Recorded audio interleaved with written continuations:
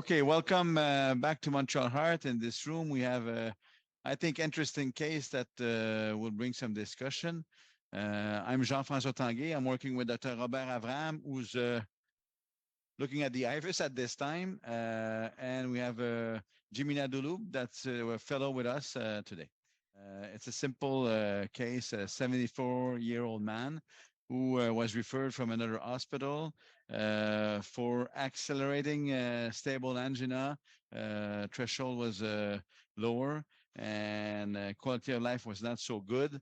And so he was referred to us to do a diagnostic angiogram. As comorbidity, he had no prior history of CAD. He was treated for dyslipidemia, had no history of diabetes, had the pulmonary sarcoidosis in the past that is stable, had a history of cancer, and again, was transferred for angiogram. Next slide. All his labs, obviously, the troponin were negative, labs were unremarkable, and we had the angiogram done yesterday that we will show you. Est-ce qu'on pourrait avoir l'angio d'hier, s'il vous plaît, la coronaro? So if I can have the coronary angiogram of yesterday. I must say first that the case we had planned initially was done at night on call because had chest pain and ST changes, and it was a calcified ostial right, but we won't show that for you today. It's done with a great result by my colleague, Dr. Avram. So we're trying to show you the IFR pullback at this time, which we recorded, registered, and it was interesting. I mean, it showed that the lesion was quite significant. By memory, the IFR was what, 0.7, I think. And then you could see by pullback that it was really the stenosis. There was no diffuse disease versus what we'll show you in a few minutes on the LAD. For now, we're still looking for that picture of the IFR. Now, what we're working on, if you haven't heard, is on the circumflex that had a co-registration IFR, the optic cross wire from Philips that showed a step up, not surprisingly, at the stenosis there. And we will put this in contrast with the IFR co-registration we did from the LAD and the diagonal in a few minutes. Hopefully you'll hear Dr. Avram again, and I'll continue talking while they're working. Jen, do you have the coronary co-registration image? So what we could show again is to, do you have the co-registration, the image, the angiogram? Okay, so maybe you can appreciate now the 0.79 measurement. We did two co-registration and both were highly significant. And the dots were all focused on the stenosis, which is not surprising again.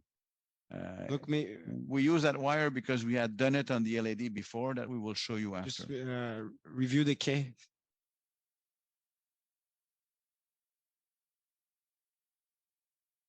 Push a bit. Okay, let's your do wire is not good here. I don't know why your wire. So hopefully you see us work live. Putting that stent, you have the control for the contrast, Robert. Okay, so we'll put the stent exactly where we want. And then post-dilate, our plan is to go post-dilate. Unfortunately, the wire came back just a bit, so I'm just going to reposition. Sometimes, okay, you will advance the stent a bit more. And we have our roadmap. We have the step up of our co-registration up test. Right. So we want to, I want to lend it just proximal to bifurcation. Want to do a cine just to make sure we're okay? Cine. Just to make sure we're perfectly okay. Like, looks good. Okay, looks good. Yeah, come back a little bit, but it looks good. Oh. Looks pretty good. Yeah, go on. Yeah, I think we can go up to 16. But yeah, we can go up to 16, I think. So we measured the distal diameter around 325. I'm going to go at 16 atmospheres, which is 325. And you can see there's some dye because we did some injection at the same time. I'm going to.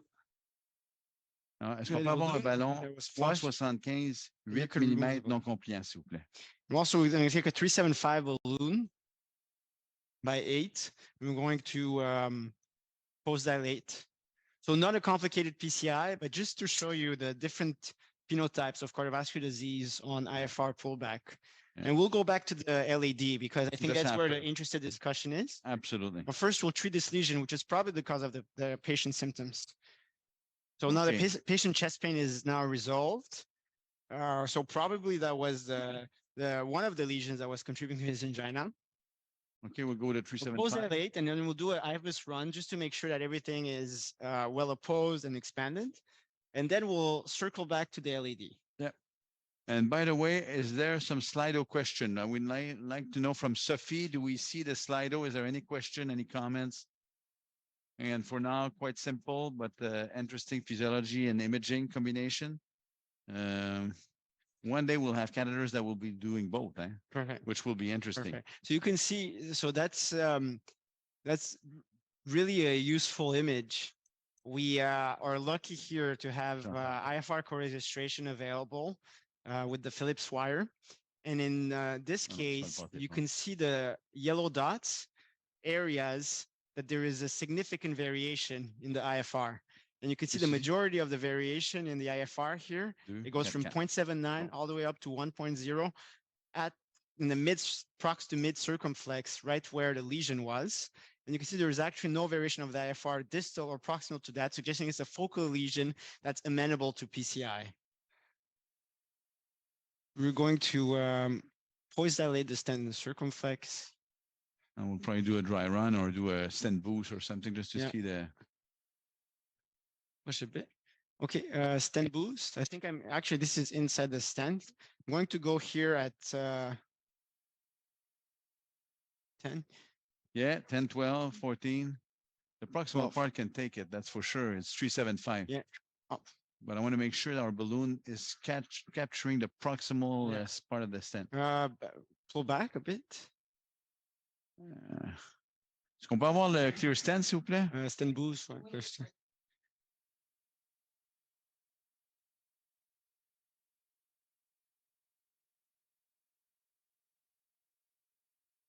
On se centre, s'il vous plaît.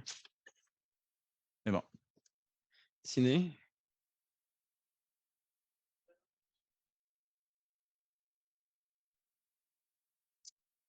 I prefer to be careful and make sure we're well positioned. Ciné.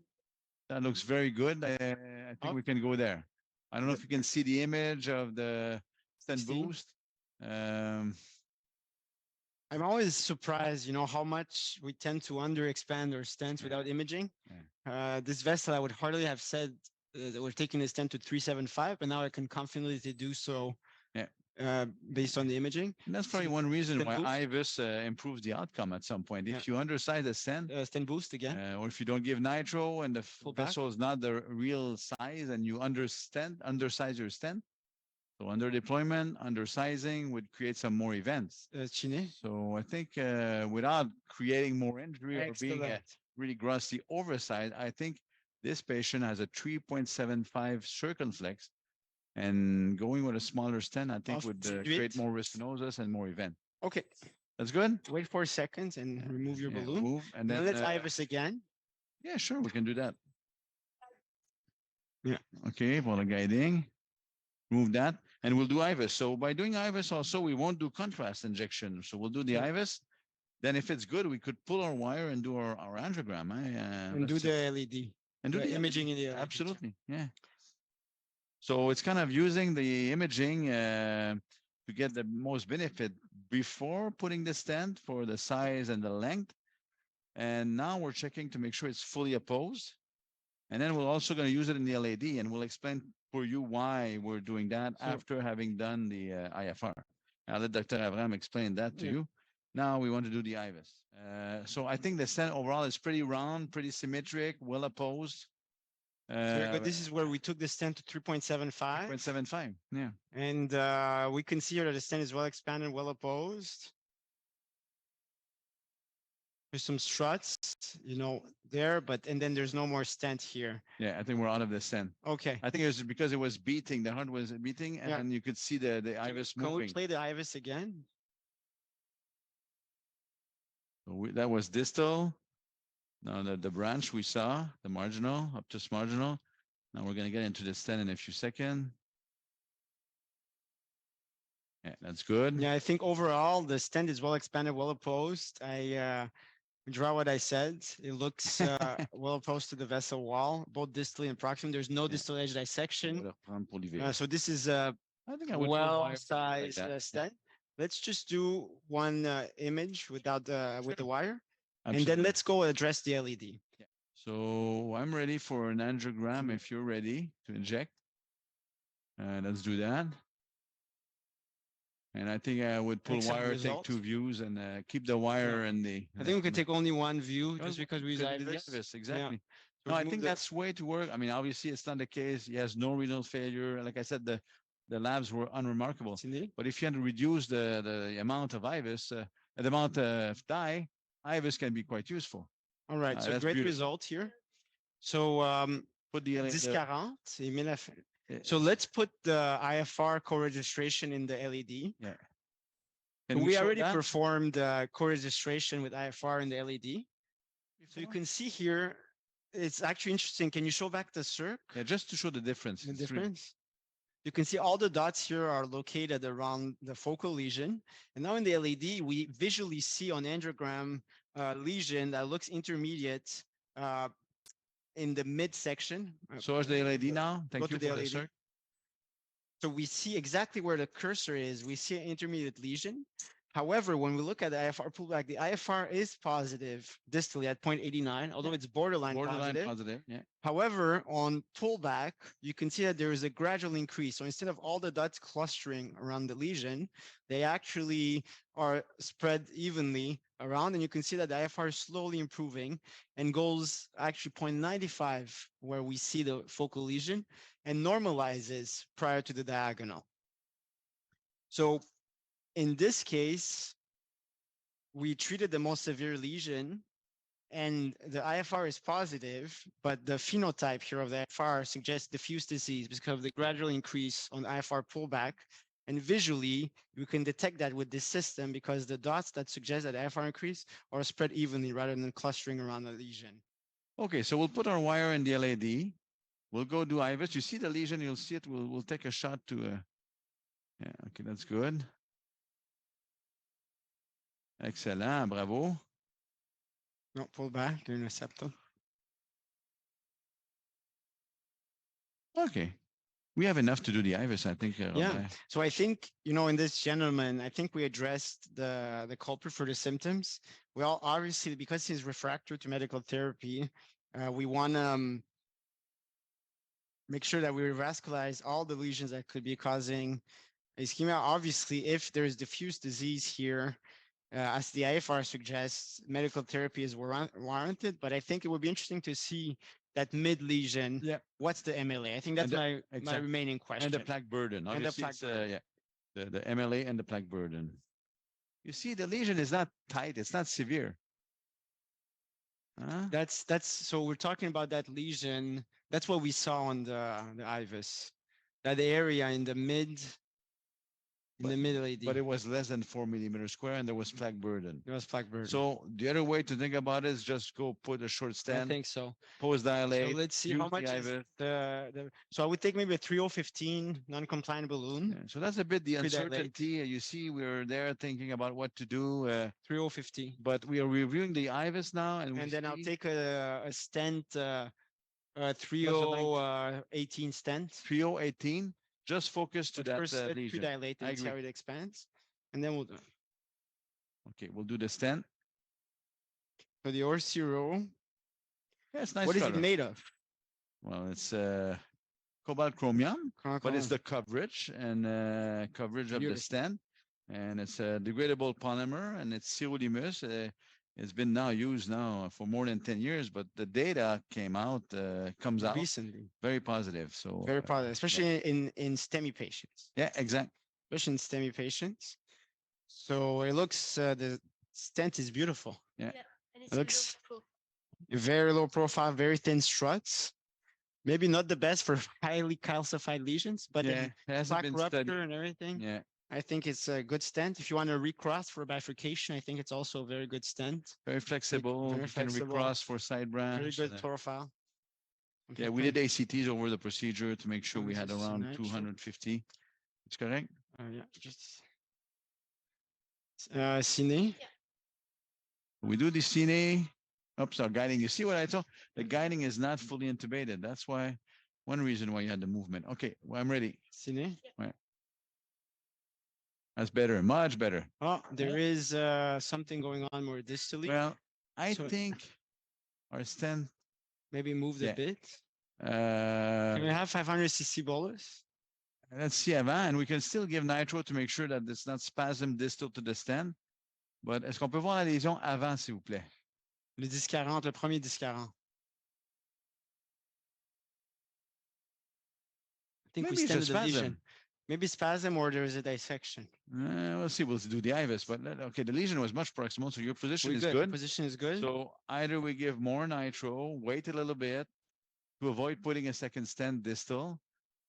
We went with a trio. So is the distal vessel trio? I don't think so. The guiding is 6 French, 2 millimeter. Maybe it's 2.5. You know. So I would wait. I would wait a bit and maybe do IVUS also because you're right. It could be dissection, but. So with the IFR pullback with this device, sometimes the hardest thing is to put back the wire. Yeah. So you have to align the three sensors. I don't know if we see, but yeah, I don't know if you can see, but you have to align them. Align them, and then it's like a whatever a pince. Yeah, that's it. You push and you release. And we go IFR, Jen. So hopefully you'll be able to see the IFR, and then we'll do the IFR co-registration IFR. again. Bon, good, excellent. So now do now we're let's IFR spot. Yeah. So you gave nitro. We have the flush. You flushed. Pardon? We could normalize. Did we normalize? No, we don't need to. So we should normalize, eh? Because we did not normalize. Okay. So all small things that we have to think about. We have to make sure that we normalize. Go and see if it's. We're gonna go make sure we normalize. Let's go back more proximate. Okay, that's good. That's pretty good there. Okay. Normalize. See. Okay. Normalize again. Normalize again. Okay, that's one.